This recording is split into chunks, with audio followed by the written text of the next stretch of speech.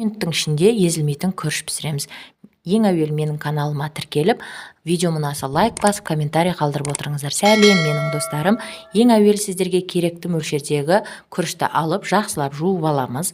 Табаға, сковородка, не болмаса қазан өзіңізге ыңғайлы ыдысқа бір ас қасық зәйтүн май, не болмаса сұйық майды құйып, жуылған күрішті қызып тұрған майға салып, жақсылап қуырамыз. Үздіксіз араластыру арқылы қуырамыз. Жақсылап 1 минуттай қуырып алып, қайнап тұрған ыстық суды үстіне құямыз. Міндетті түрде қайнап тұрған ыстық су құю керек. Бетін жауып 1 минутқа демдеп қоямыз. 1 минуттан кейін қайта бетін ашып, татымына қарай тұз, бұрыш, күркума қоссаңыздар да болады. Егер күріштеріңіз әлі тірілеу болса, жарты бокал не болмаса мөлшеріне қарай ыстық су, қайнаған ыстық су құясыздар. Және 1 минутқа бетін жауып демдеп қойыңыздар. 1 минуттан кейін астын өшіріп, сразу бетін ашпастан секундқа өзінің демінде буында тұру үшін кішкене уақыт қалдырып қойыңыздар. Дайын болған күрішті вуаля, осылай кез келген тамаққа гарнир ретінде ұсына бересіздер. Ас болсын.